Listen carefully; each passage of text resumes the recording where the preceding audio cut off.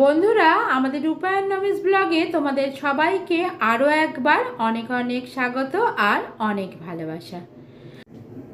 বন্ধুরা, আজকে আমি তোমাদের করে দেখাবো ঢাকাই পরোটার সাথে ঘুগনি। তবে একসাথে দুটো ভিডিও আমি এখানে দিতে পারিনি, কারণ সেই ভিডিওটা অনেকটা লম্বা হয়ে যাবে, তোমাদেরও দেখতে ভালো লাগবে না। তার জন্য আমি হাফ হাফ করে ভিডিওটা দিয়েছি। আজকে প্রথমে তোমরা দেখে নাও আমি ঘুগনিটা কিভাবে করেছি, তারপরের দিন আমি দেবো ঢাকাই পরোটাটা কিভাবে বানিয়েছি। তাহলে চলো ঘুগনি রেসিপিটা তোমাদের দেওয়া যাক।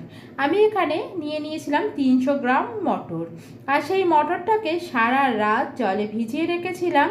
তারপরের দিন ভালো করে 3 থেকে 4 বার ধুয়ে নিয়েছি, আর এবার প্রেসার কুকারে দিয়ে দিচ্ছি 4টে সিটি মেরে নেওয়ার জন্য। দেখো, এখানে আমি প্রেসার কুকারের মধ্যে মটরটার সাথে দিয়েছি অল্প একটু নুন, হলুদ আর 2টো তেজপাতা। এবার চলো সিটিটা দিয়ে নিই। প্রেসার কুকারের ভাপটা বেরিয়ে যাওয়ার পর আমি ঢাকনাটা খুলে এবার তোমাদের দেখাবো যে মটরগুলো কীরকম সেদ্ধ হয়ে গেছে। দেখো, এখানে আমার মটরগুলো কিন্তু খুব সুন্দরভাবে সেদ্ধ হয়ে গেছে। তাহলে চলো এর জন্য কি কি জিনিস লাগবে আমি তোমাদের দেখিয়ে দিই। এখানে আমি নিয়েছি গোটা গরম মশলা ফোড়নের জন্য, আর নিয়েছি কেটে রাখা পেঁয়াজ, কুচনো টমেটো, চেরা কাঁচা লঙ্কা, গ্রেট করে রাখা আদা আর রসুন। আজকে আমি পেঁয়াজ রসুন দিয়েই ঘুগনির রেসিপিটা তোমাদের দেখাবো, কিন্তু তোমরা চাইলে এটা নিরামিষভাবেও তৈরি করে নিতে পারো। আর দেখো, এখানে নিয়েছি আমি টুকরো করে কেটে রাখা আলু। তবে বন্ধুরা, নিরামিষ ঘুগনির রেসিপিও কিন্তু আমাদের চ্যানেলে দেওয়া আছে, তোমরা যদি চাও অবশ্যই দেখে নিতে পারো। তাহলে চলো রান্নাটা শুরু করা যাক।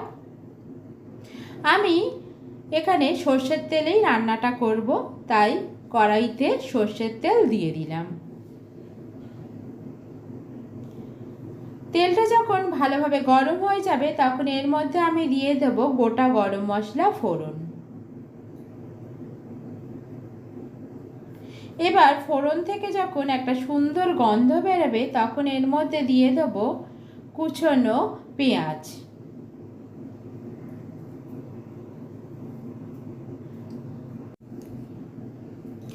পেঁয়াজগুলোকে আমি একটু গোল্ডেন ব্রাউন করে ভেজে নেব।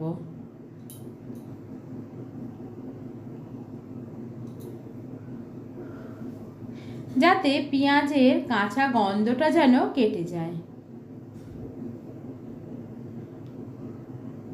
দেখতেই পাচ্ছ পেঁয়াজটা কিন্তু আমার বেশ লাল লাল মতো হয়ে গেছে। এই অবস্থায় এর মধ্যে দিয়ে দেব রসুন বাটা। এবার রসুনটাকেও আমি ভালো করে কষিয়ে নেব, যাতে রসুনের কাঁচা গন্ধটা কেটে যায়।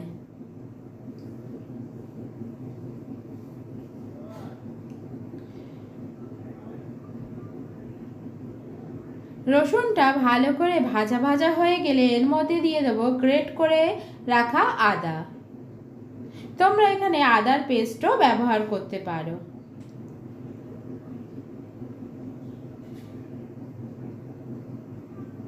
এবার আদা দিয়ে কিছুক্ষণ নাড়াচাড়ার পর দিয়ে দেবো কুচি করে রাখা টমেটোগুলো, দিয়ে দেবো চেরা কাঁচা লঙ্কা। বন্ধুরা, এই সময় তোমরা অল্প একটু নুনের ব্যবহার করতে পারো, তবে আমি কিন্তু এই সময় নুন দিতে ভুলে গেছিলাম। কারণ হচ্ছে নুন দিলে টমেটোগুলো কিন্তু বেশ সুন্দর গলে যায়। তবে যেহেতু আমার টমেটোগুলো বেশ কুচো কুচো করে কেটে নিয়েছি, তাই নুন দিতে ভুলে গেলেও খুব একটা অসুবিধে হয়নি। তাহলে চলো বাকি জিনিসগুলো দেখিয়ে দেওয়া যাক তোমাদের। এখানে দিয়ে দিলাম অল্প একটু হলুদের গুঁড়ো, কারণ আমি যখন ঘুগনির মটরটা সেদ্ধ করছিলাম তখনও কিন্তু সামান্য হলুদ দিয়েছিলাম। এবার দিয়ে দিলাম ওপর থেকে কিছুটা পরিমাণ জল, যাতে মশলাগুলো কোনোভাবেই তলায় লেগে না যায় বা পুড়ে না যায়। আমি কিন্তু বন্ধুরা এখানে কোনো রকম গুঁড়ো লঙ্কার ব্যবহার করিনি। তোমরা চাইলে কাশ্মীরি লঙ্কা গুঁড়ো রঙের জন্য বা ঝালের জন্য লাল লঙ্কার গুঁড়ো কিন্তু ব্যবহার করতেই পারো, কিন্তু আমার রান্নায় আমি কাঁচা লঙ্কারই ব্যবহার করে থাকি বলে আমি এখানে কাঁচা লঙ্কাতেই পুরো রান্নাটা করেছি। মশলাটা ভালো করে কষানো হয়ে গেলে এর মধ্যে দিয়ে দেবো কেটে রাখা আলুগুলো। তবে মশলাটা কিন্তু খুব ভালো করে কষিয়ে নেবে যাতে মশলার থেকে তেল ছেড়ে যায়, সেই সময় কিন্তু এই কেটে রাখা আলুগুলো দিয়ে দেবে। এবার সেই আলুটাকেও মশলার সাথে খুব ভালোভাবে মিশিয়ে নেব যাতে প্রতিটা আলুর গায়ে মশলাটা যেন লেগে যায়। দেখো এখানে আমি খুব ভালো করে কিন্তু আলুটাকে মশলার সাথে কষিয়ে নিয়েছি। এবার এর মধ্যে দিয়ে দেব সেদ্ধ করে রাখা মটরটাকে। এবার আবার ভালো করে আমি নেড়ে ছেড়ে নেব।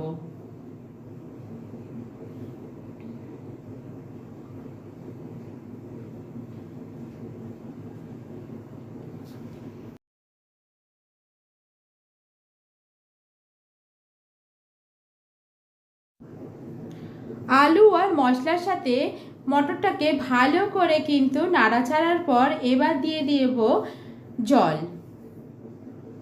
দেখো আমি কিন্তু খুব বেশি পরিমাণ জলের ব্যবহার করিনি, কারণ এইটা একটু ঘন ঘনই হবে। এবার দিয়ে দেব পরিমাণ মতো নুন। তবে মটরের মধ্যে কিন্তু আগে থেকেই নুন দেওয়া ছিল, তাই নুনের পরিমাণটা কিন্তু বুঝে ব্যবহার করতে হবে। আর দিয়ে দেব সামান্য চিনি।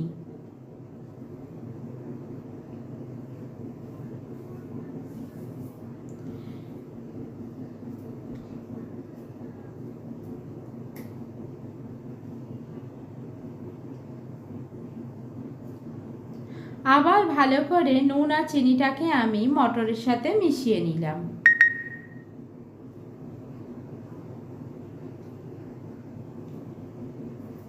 এবার আমি দিয়ে ওপর থেকে একটা ঢাকনা চাপা দিয়ে দেব।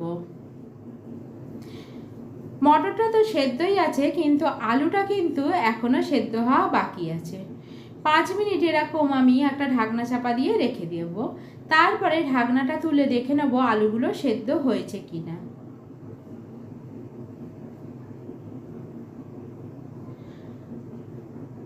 দেখো এখানে আলুগুলো কিন্তু আমার বেশ ভালোভাবে সেদ্ধ হয়ে গেছে, তার মানে ঘুগনিটা কিন্তু আমার একদম রেডি। তাহলে বন্ধুরা আজকে এই পর্যন্তই। এরপরে দেখা হবে তোমাদের সঙ্গে ঢাকাই পরোটা নিয়ে। তবে আজকে এই রেসিপিটা দিচ্ছি না, আমার পরের ভিডিওর জন্য তোমরা ওয়েট করো। বন্ধুরা তোমরা রেসিপিটা ভালো করে দেখে নেবে, তার সঙ্গে আমার যে কথাগুলো বলার থাকে সেগুলোই আবার বলবো।